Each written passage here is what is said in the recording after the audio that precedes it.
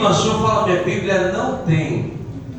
Marcos, capítulo de número 15, versículo de número 1. Hoje é o culto das irmãs, né? As irmãs direcionadas. Eu tenho uma palavra direcionada para o seu coração aqui nessa noite. A minha versão bíblica diz assim, ó: e passando o sábado, Maria Madalena, Salomé, Maria, mãe de Tiago, compraram aromas para irem ungí-lo. E no primeiro dia da semana foram ao sepulcro de manhã cedo, ao nascer do sol.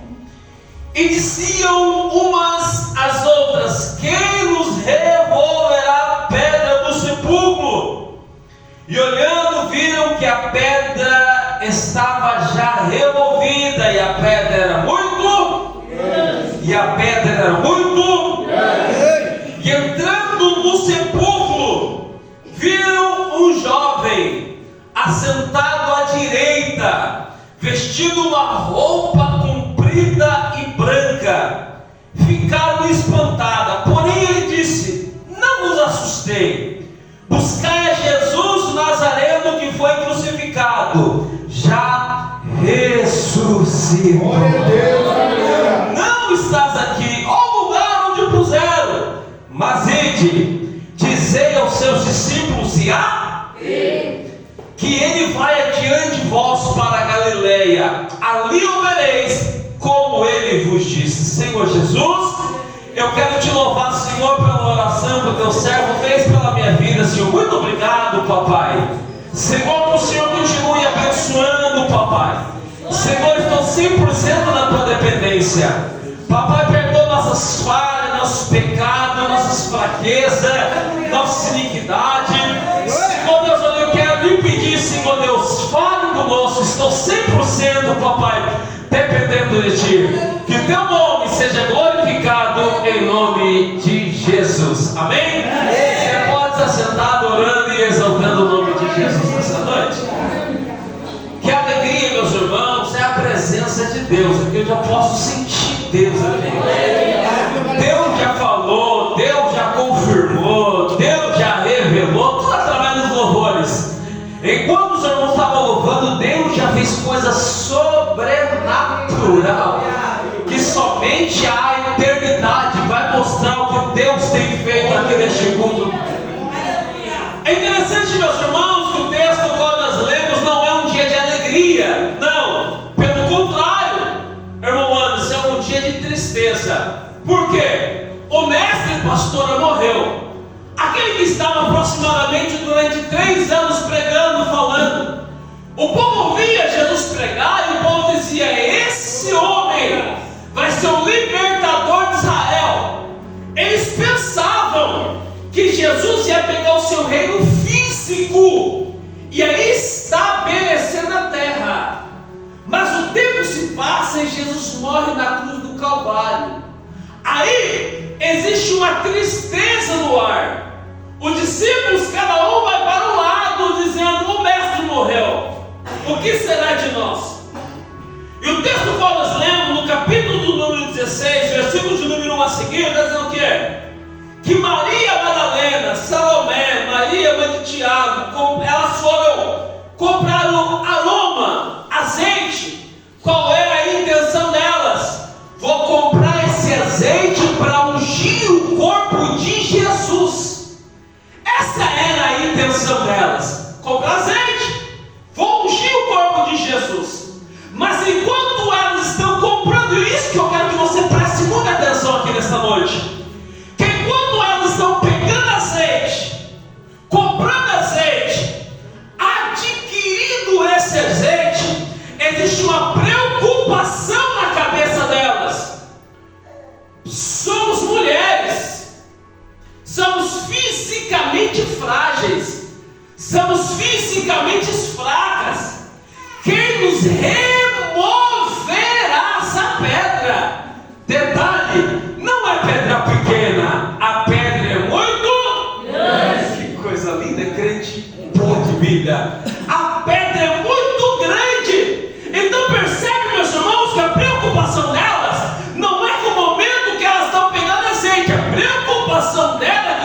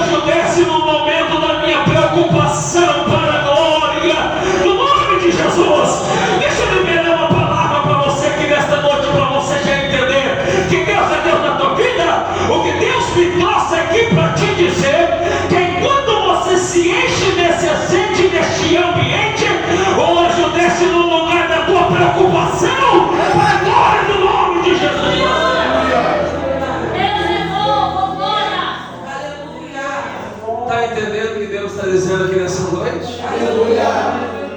A preocupação delas é lá. A preocupação delas é lá. Elas sabiam, o texto vai dizer, que elas conversavam uma com as outras. Quem vai remover? Quem vai fazer? Pastor, como que é que vai acontecer? A pedra não é pedra pequena, a pedra é muito grande. Pedra grande fala de dificuldade, fala que aquilo que a tua mão não pode fazer. Mas eu tenho uma palavra profética para você.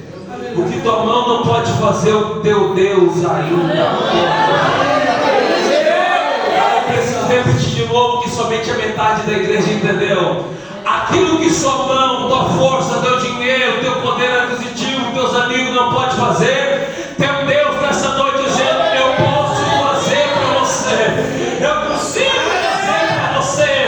Eu sei que a preocupação é grande. Alguém entrou aqui nessa noite, Deus, como vai ser minha segunda, a minha terça, a minha quarta? Mas Deus está dizendo para você: não se preocupa com essa segunda, se preocupa em pagar o azeite. Quando você se enche do azeite, eu cuido da tua segunda, mas também cuido da tua terça. Eu cuido da tua terça, mas também cuido da tua quarta. Para Xandaraia, Deus cuida para você.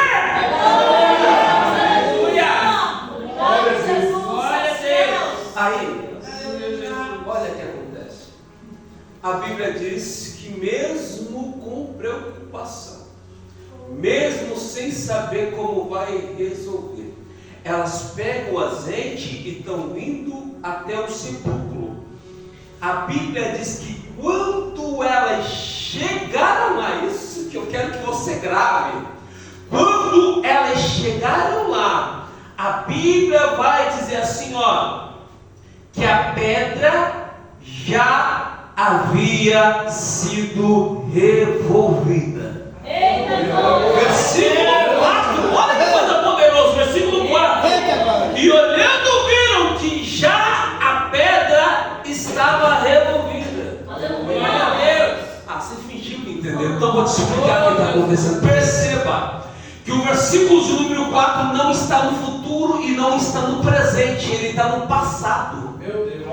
Se o texto tivesse escrito assim, ó, quando elas chegaram, a pedra estava sendo removida, queria dizer o que, Anderson? Que ela chega e a pedra foi removida, como diz meu texto, revolvida. Se o texto tivesse escrito assim, ó, quando elas chegaram, depois a pedra foi removida, queria dizer o que? Que ela chega e depois que ela chega, o anjo move a pedra. Mas o texto não está no futuro e o texto não está no presente, o texto está no passado. Ou seja, está assim, quando elas chegaram, a pedra já havia sido removida. É Deus dizendo para você nesta noite, enquanto você está aqui, você não está percebendo, mas Deus já está removendo a pedra, e você vai chegar lá, Deus já fez o... Quem acredita nessa versão? Quem acredita no milagre? Joga essa mão para cima, mais alto que você pode, e adora Ele, merece. A pedra já havia sido removida. Enquanto você adora nesse ambiente, Deus já está descendo lá na frente. É isso. Deus jamais chegará atrasado na situação. Deus jamais chegará atrasado no teu problema. Deus jamais chegará atrasado na tua causa. Está demorando para você. Deus está dizendo, eu estou no controle, rapaz. Eu estou no controle, moça. Pode ter saído da tua mão, pode ter saído de como você arquitetou, mas Deus está dizendo, eu estou no controle, eu estou no controle.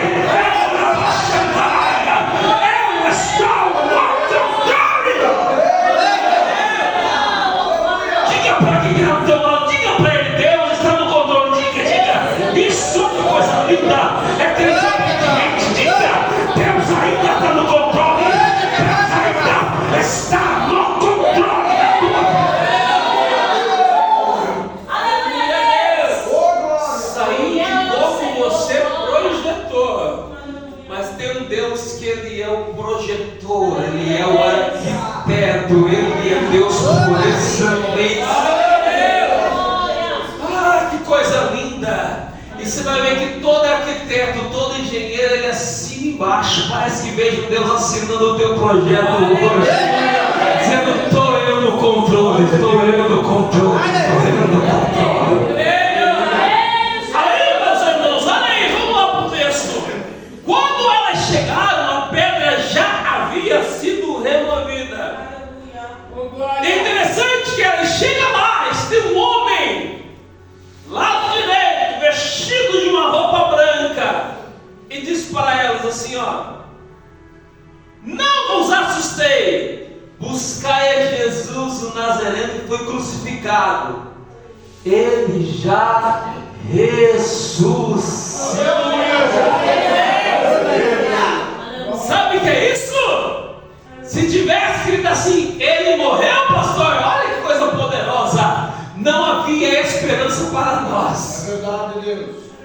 Se Jesus apenas tivesse morrido, já era para o evangelista Hector, já era para os nossos filhos, já era para a tua família. Se Jesus apenas tivesse morrido, porque para elas apenas estava morto. Detalhe: Jesus não apenas morreu, ele também ressuscitou ao terceiro dia para a glória do nome de Jesus. Então tem esperança ainda para o teu filho, tem esperança para a nossa casa, tem esperança para a nossa família, tem esperança para esse bairro. Nada está perdido, tudo está no controle dele, ele está no controle de toda a situação. Enquanto ele está lá, ele está cuidando da nossa vida.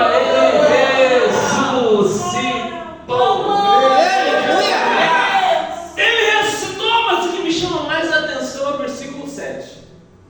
Porque no versículo 7 o anjo diz assim, ó: mas ide, dizei aos seus discípulos e a Pedro. Isso me chama muita atenção, Rafael. Por quê? Porque quem era Pedro? Pedro era um discípulo como qualquer um outro discípulo, era tudo discípulo. Não era mais fácil o anjo chegar e falar assim, ó, mas ide dizer aos seus discípulos? Ele ia economizar a palavra, ele ia colocar todo mundo no mesmo patamar, ele ia colocar todo mundo no mesmo nível. Mas o anjo é muito claro, dizendo: mas ide dizer aos seus discípulos e a Pedro que ele vai de grande voz para Galileia. Isso me chamou a atenção, e para mim te explicar isso eu preciso voltar um pouquinho no tempo, pelo menos 3 anos antes. Por quê? Porque quando Jesus começa seu ministério, ele vai escolher os seus 12 discípulos, e a intenção de Jesus sempre foi ensinar. Jesus pregou o evangelho, Jesus ensinou, ele mostrou como fazia, ele se fez homem para mostrar que nós também vamos conseguir. Então tudo quanto Jesus fez, ele fez para mostrar para nós. Aí ele vai fazer milagre, ele vai pregar, e você vai entender que dentre dos 12, 3 se destacavam: Pedro, Tiago e João. Igreja boa de Bíblia. Pedro, Tiago e João, ele se destaca dos demais, e eles começam a ver que quase todos os milagres, os maiores milagres pelo menos, Pedro, Tiago e João estavam. Quando Jesus curou a mulher do fluxo de sangue, ele leva todos, mas na sequência do milagre, que é a casa de Jairo, ele leva quem? Pedro, Tiago e João. Você vai ver que Jesus chega quando vai fazer a transfiguração, ele leva todos até o cume do monte, ou na parte de baixo do monte. Mas quando ele vai subir no monte, ele fala assim: agora vocês ficam, Pedro, Tiago, João, vamos subir comigo lá para cima. A Bíblia diz que Jesus, ele abre os 2 braços, ele começa a levitar. Oh glória, o meu Cristo voa, o meu Cristo é sobrenatural. Ele abre os 2 braços, e a Bíblia diz que parece Moisés e Elias. Quem estava lá? Pedro, Tiago e João. Os maiores milagres da Bíblia, dos Evangelhos, estavam esses três: Pedro, Tiago e João. Certa feita, a Bíblia diz que Jesus ele sente a necessidade de chegar para os seus discípulos e perguntar para eles assim: quem os homens dizem que eu sou? Um dos discípulos vai falar assim para você: Senhor, dizem que tu és Jeremias. Outro diz que tu és Elias. Outro diz que tu és João Batista. Aí Jesus olha para os discípulos dele, para todos, olha para os três e diz assim: e vocês? Quem vocês dizem que eu sou? Aí parece que eu vejo Pedro estufando Pedro, murchando a barriga e falando assim: tu és o Cristo, o Filho de Deus. Aí parece que eu vejo Jesus olhando para Pedro e assim: Pedro, isso não foi carne, isso não foi sangue que te revelou, foi o meu Espírito. E eu também te digo que tu és Pedro, e sobre essa pedra edificarei a minha igreja, e as portas do inferno não prevalecerão.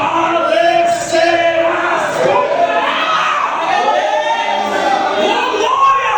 Isso me chama a atenção e me dá uma alegria muito grande, porque eu faço parte dessa igreja. Quem é que faz parte dessa igreja?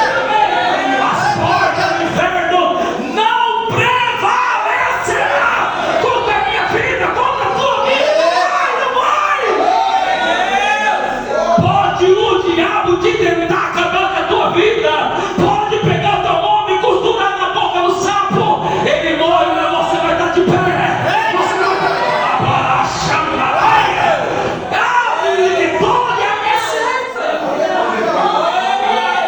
É isso que acontece. As portas do inferno não prevalecerão. É verdade, Deus. Aleluia. Sua igreja. Aí parece que Pedro, meus irmãos, ele dá um passo na frente dos demais discípulos. Ele começa a se destacar. Jesus vai falar para os discípulos: olha, eu estou fazendo a multiplicação, multiplicou os pães e os peixes. A Bíblia diz que certa feita ele faz um milagre ali no deserto. E fala para os discípulos: vão para o outro lado do lago. Enquanto dispersa a multidão, Jesus vai para a oração. A Bíblia diz que os discípulos estavam indo para o outro lado. E de repente sobreveio uma grande tempestade. Deixa eu dizer algo para você aqui, para você nunca mais esquecer. Crente também passa por vento. Crente também passa por tempestade. Crente também passa por um momento difícil. Mas em todas as coisas nós somos mais que vitoriosos. Nós somos o único exército nessa terra que quando começa a batalha nós sabemos o resultado final da batalha. Pode ser doído, pode ser que sangra, pode ser que você sai mancando, mas o resultado final é vitória. Aí sobreveio uma grande tempestade.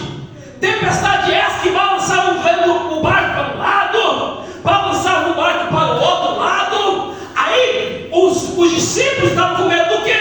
Do vento e da água. Eles estão com medo do mar. Pedro sabia que o mar era traiçoeiro. Pedro sabia que o mar poderia matar a qualquer momento. Eles estão com medo do mar, do vento. Aí Jesus olha para frente, vê que os discípulos estão lá no meio das águas, no meio do mar, no meio do lago. Aí Jesus poderia pegar outra embarcação. Jesus poderia. E por que é que ele não pega? Porque os discípulos estão com medo do quê? Das águas. Aí só para Deus mostrar que ele é Deus por excelência, ele sai andando por cima das águas, dizendo: ei, discípulo, o que te para, não me para. O que te dá medo, não me dá medo. O que te paralisa, não me paralisa. Eu sou maior que o vento. Eu sou maior que a tempestade. Ele é maior, ele é maior, ele é maior, ele é maior, ele é maior.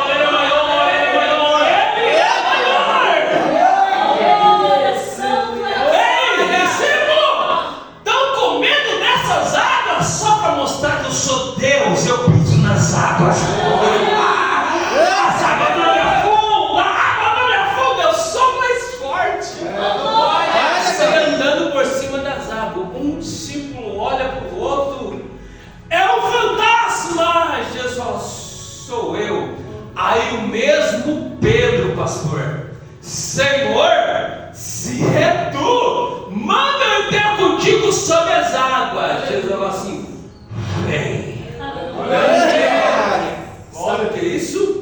Pedro estava esperando uma confirmação da parte de Deus. Glória. Pedro esperava uma palavra direcionada. Pedro sabia, se ele pisasse era morte, mas se Jesus falou, ele garante vitória. Aí Pedro espera a palavra, vem.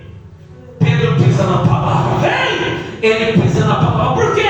A palavra que te sustenta no dia da adversidade. Meu Deus!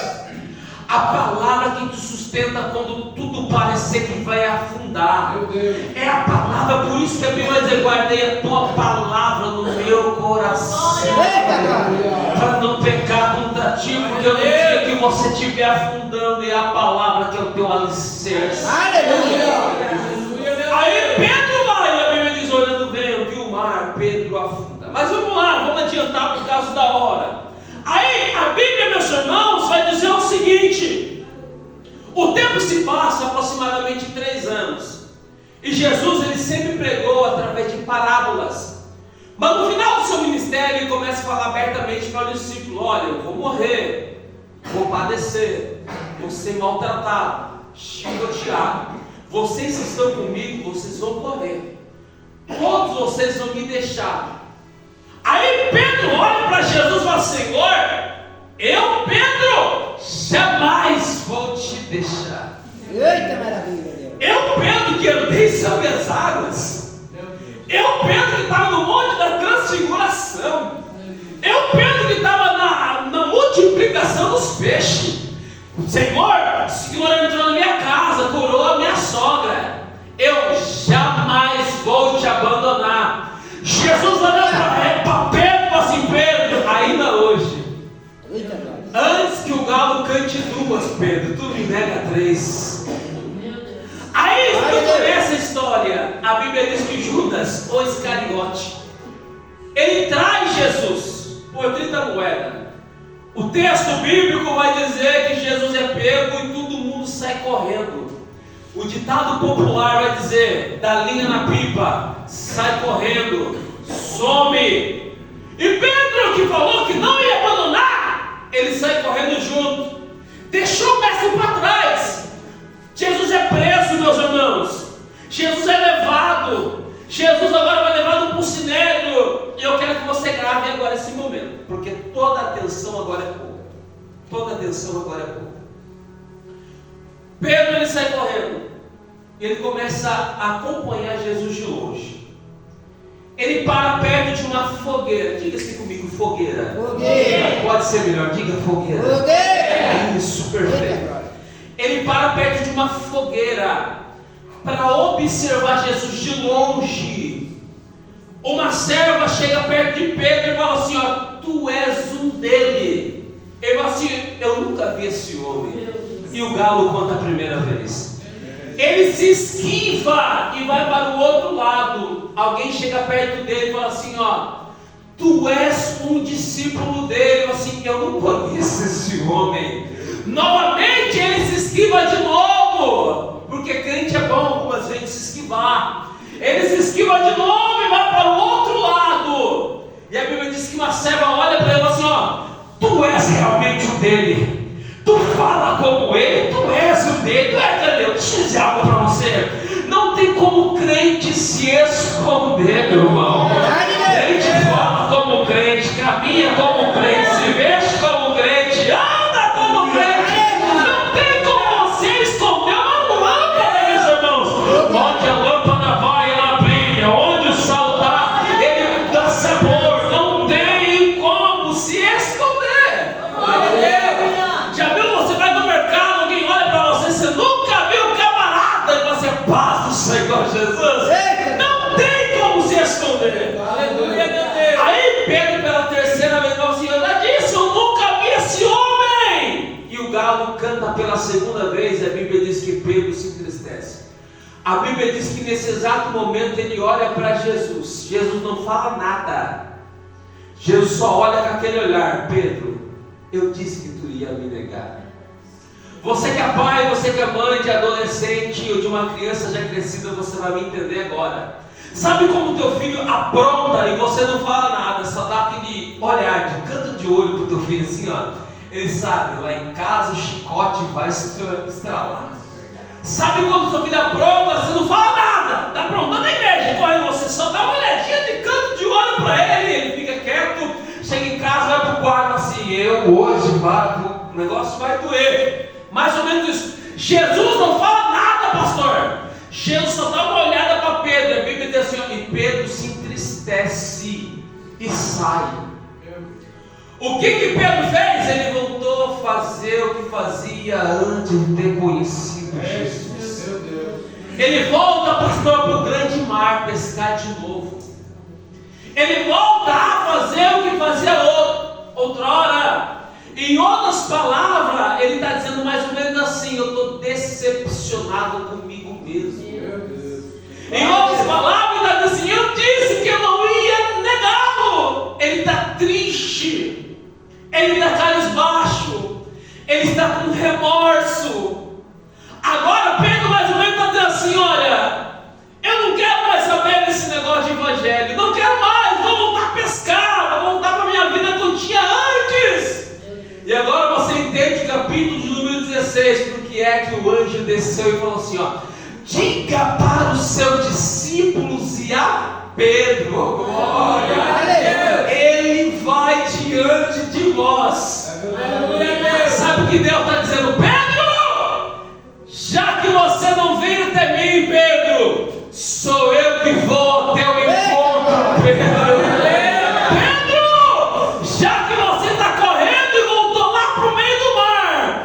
Estou indo a teu encontro para te buscar, porque eu não vou te perder por nada, Pedro. Eu estou indo a teu encontro. Aí o tempo se passa, Jesus se apresenta mais 2 vezes publicamente depois de ressuscitado. A Bíblia diz que Pedro estava pescando lá no meio do mar. A Bíblia vai dizer assim, meus irmãos: Pedro pescou a noite inteira e não pegou nada. O homem que conhecia tudo na arte da navegação, o homem que sabia tudo de pescaria, pesca a noite inteira e não pegou nada.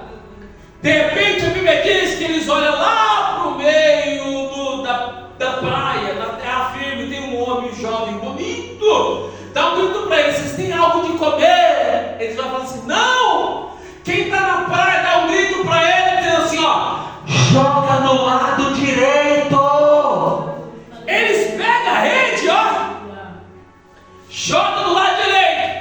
Quando eles tentam puxar a rede, tem alguma coisa diferente. A rede não vê. Não está vendo, está pesada. Quando puxa, a Bíblia diz assim, ó: e havia 153 grandes peixes. Oh, meu irmão, é a mesma rede, é o mesmo barco, é o mesmo mar, mas agora tem uma palavra de vitória. Aí que está o segredo. O segredo não é trocar de igreja, o segredo não é trocar de casamento, o segredo não é largar o teu cargo, não. O que falta para você é uma palavra de vitória. Vai ser na mesma igreja, vai ser no mesmo casamento, mas Deus está dizendo: agora haverá prosperidade. Deus vai fazer. Quem acredita, quem acredita, desce a mão para cima. Vai, vai, vai, vai.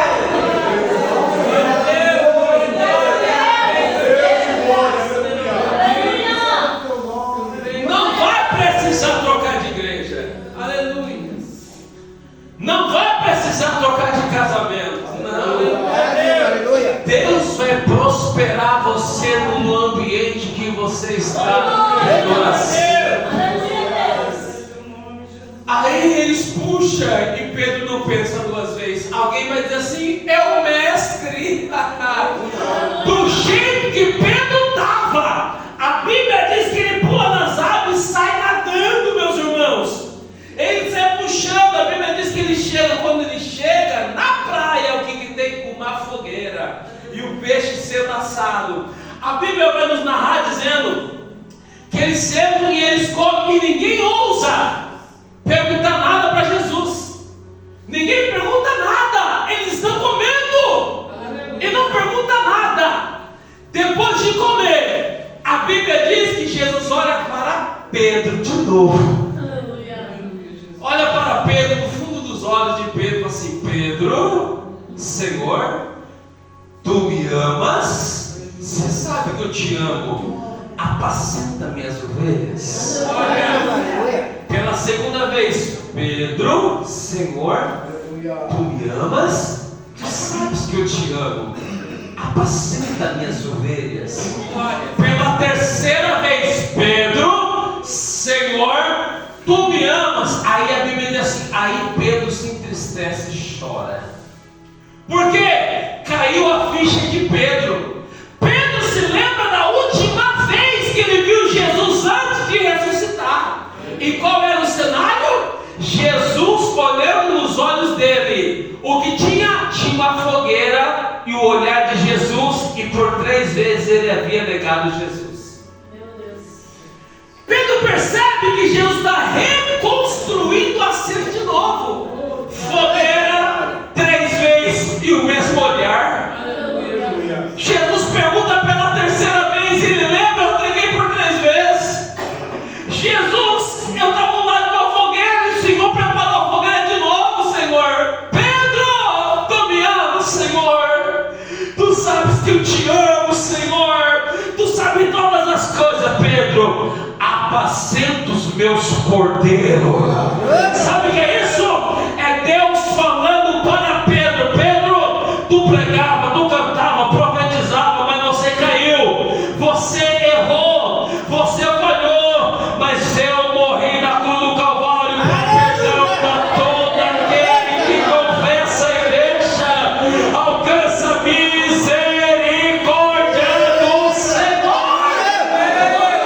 Você está entendendo o que Deus está dizendo para Pedro? Pedro, eu te amo, Pedro, ainda eu tenho obra na tua vida. Pedro, não é porque você errou, não é porque você falhou, não é porque você pecou que eu vou te jogar para fora de escanteio, não. Pedro, a minha obra ainda está de pé na tua vida, eu tenho obra contigo. Eu costumo dizer, meus irmãos, quando eu prego essa mensagem, que é semelhante a um tribunal. É semelhante ao quê? Tribunal. Semelhante ao tribunal. Porque Deus Pai é o juiz por excelência. E toda vez que uma pessoa peca, o diabo ele ganha de Deus, através da palavra, autorização para sepultar a nossa vida. A Bíblia diz que o salário do pecado é a morte. E se o salário do pecado é a morte, toda vez que o evangelista Hector peca, o diabo ele sobe até Deus dizendo: Deus, a tua palavra diz, porque o diabo usa a própria palavra para tentar nos acusar. Assim como ele fez no deserto com Jesus, usando a palavra para induzir Jesus ao erro. Então ele vai dizer assim: ó, Senhor, a tua palavra diz que o salário do pecado é a morte. O Hector merece morrer. Aí, como Deus ele vela para cumprir a sua palavra, quando ele vai pegar o martelo e bater o martelo, sentenciando o Hector à morte, uma mão com um prego cravado na cruz levanta e fala assim: Senhor, glória. É certo que a tua palavra diz que o salário do pecado é a morte, mas a tua palavra também diz: se o povo que se chama pelo meu nome se humilhar e orar e se converter dos seus maus caminhos, eu ouvirei do céu, perdoarei os seus pecados e sararei a sua terra. Você está entendendo que Deus está dizendo para nós: existe perdão da parte de Deus, e só para o diabo passar mal lá no inferno. Segundo a epístola de João, capítulo 1, vai dizer assim: ó, filhinhos, não pequeis, mas se pecar, nós temos um advogado diante do Pai,